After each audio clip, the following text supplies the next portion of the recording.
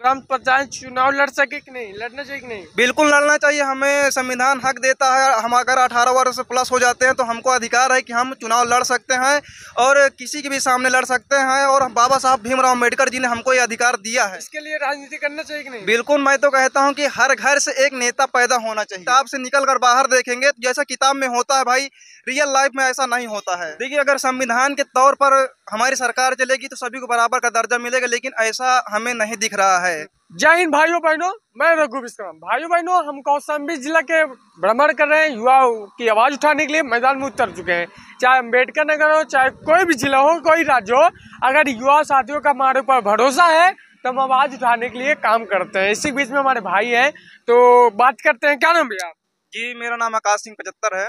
अच्छा युवा, पहले तो आपका स्वागत है। और कहाँ से बिलोंग करते हैं? जी, मैं हिसामपुर परसकी टड़हर गांव से बिलोंग करता हूँ। अच्छा सर, क्या करने से परिवर्तन युवा में आएगा?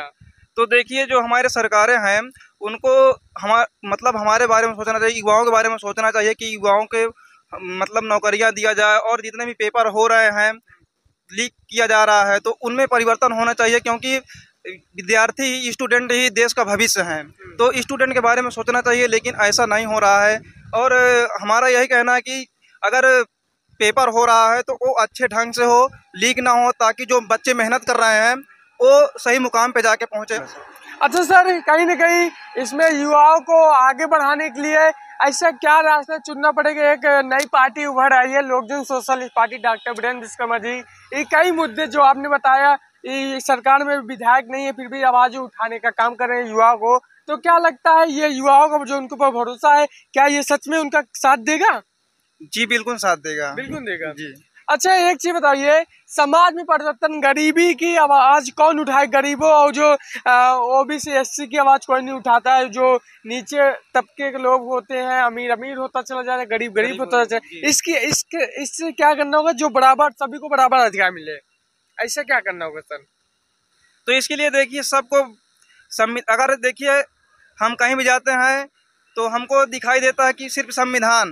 देखिए, अगर संविधान के तौर पर हमारी सरकार चलेगी तो सभी को बराबर का दर्जा मिलेगा, लेकिन ऐसा हमें नहीं दिख रहा है। क्योंकि आप समझ सकते हैं, मैं खुलकर बोलना नहीं चाहता हूँ तो आप। अच्छा सर, कौशाम्बी जिला के क्या माहौल है इस समय युवाओं को लेकर? युवाओं को लेकर तो सब भाई अपने अपने काम धंधे में व्यस्त हैं, क्योंकि सबको पता है कि बेरोजगारी है और सब अपने अपने खुद का व्यापार करना चाहते हैं। और खुद मैं भी एक सोशल वर्क मैं यूट्यूब पे काम करता हूँ, और उसके साथ साथ मैं देखिए सब्जी भी बेच लेता हूँ, खुद का व्यापार छोटा मोटा। जी, तो मैं खुद का बिजनेस कर लेता हूँ, छोटा हो या बड़ा हो, उससे मेरा अच्छा खासा इनकम हो जाता है। उसके बाद मेरे पास खुद का स्लीपर बनाने का मशीन है, तो मैं खुद स्लीपर भी बनाता हूँ और यूट्यूब पे काम भी करता हूँ पार्ट टाइम। अच्छा सर, क्या करने से बदलाव हो सकता है? आज देखा जा रहा है युवाओं को बेरोजगारी है, किसानों की उनकी समस्या कोई हल नहीं पा रहा, उनकी आवाजों को, उनका नाम लेके अपना काम बना लेना नेतागढ़। इस विचार को आप क्या किस नजरिए से देखते हैं? तो देखिए भाई साहब, ये तो सरासर हमारे साथ, किसानों के साथ गलत हो रहा है।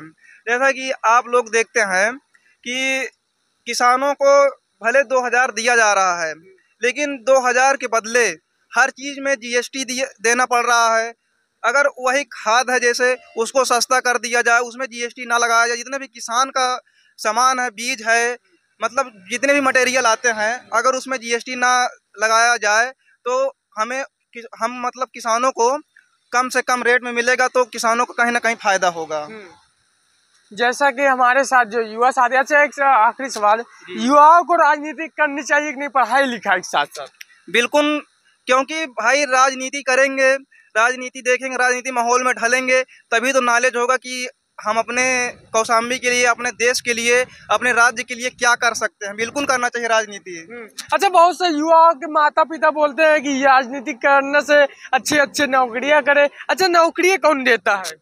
देखिए, नौकरियां तो सरकारें देती हैं। सरकार कैसे बनेगी?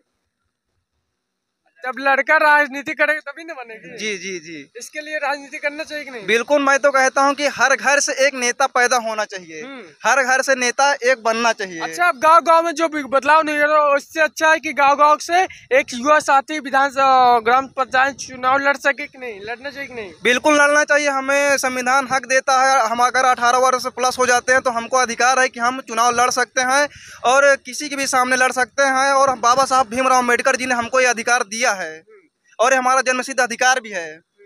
अच्छा, कहीं ना कहीं जो आपने कहा कि युवाओं को राजनीतिक भागीदारी लेकर समाज को परिवर्तन करना चाहिए, या ऐसे विचार कई युवा साथी से हम जा जाके सर्वे करने का काम कर रहे हैं, हर भाई को जगाने का काम कर रहे हैं कि आप लोगों को दूसरे झंडा लेके ना चलिए, बल्कि अगर समाज में परिवर्तन लाना है तो खुद राजनीति कीजिए और पढ़ाई लिखाई के साथ राजनीति करेगा, तभी समाज में परिवर्तन होगा। जी जी, तभी समाज में परिवर्तन होगा। आपने सही कहा। अगर पढ़ाई के साथ साथ मतलब हमें देखिए, पढ़ाई के साथ साथ थोड़ा अपने माहौल, हमारे एरिया में क्या माहौल है उसके बारे में जानना बहुत जरूरी है। क्योंकि जब अपने एरिया के माहौल को हम किताब से निकल कर बाहर देखेंगे, जैसा किताब में होता है भाई, रियल लाइफ में ऐसा नहीं होता है। आप अगर भ्रमण कर रहे हैं तो आपको अच्छे से नॉलेज ये हो गया होगा। जैसे कि हमारे युवा साथी ने बहुत बढ़िया संदेश दिया है, कहीं ना कहीं यूट्यूबर भी हैं, और इसके लिए धन्यवाद सर, आपने समय दिया।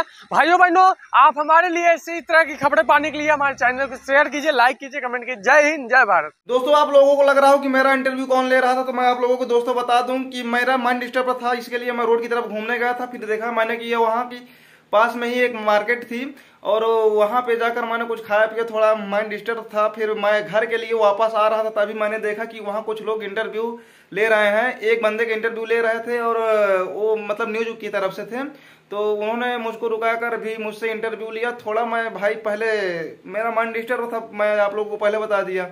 वो बोला कि भाई आइए, आप ऐसे ही थोड़ा इंटरव्यू लेना है।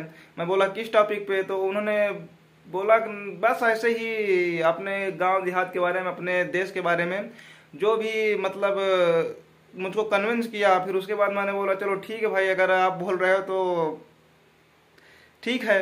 तो मैंने उनकी बात मान ली और फिर उन्होंने मुझसे ऐसे सवाल पूछे कि मैं भाई, मुझको पहले तो कुछ समझ में नहीं आ रहा था क्योंकि मैं पहली बार इंटरव्यू दे रहा था, तो मुझको थोड़ा अजीब लग रहा था, मैं थोड़ा नर्वस फील कर रहा था। लेकिन उन्होंने ऐसे ऐसे सवाल पूछे दोस्तों कि मुझको बाद में बहुत अच्छा लगने लगा कि और ये मुझसे कितना सवाल पूछे, लेकिन उन्होंने भी भाई सवाल पूछना ही बंद कर दिया। तो दोस्तों, मैंने सोचा कि आप लोगों के बीच मैं अपना इंटरव्यू शेयर करूं, तो मेरे इंटरव्यू आप लोगों को कैसा लगा कमेंट करके जरूर बताना।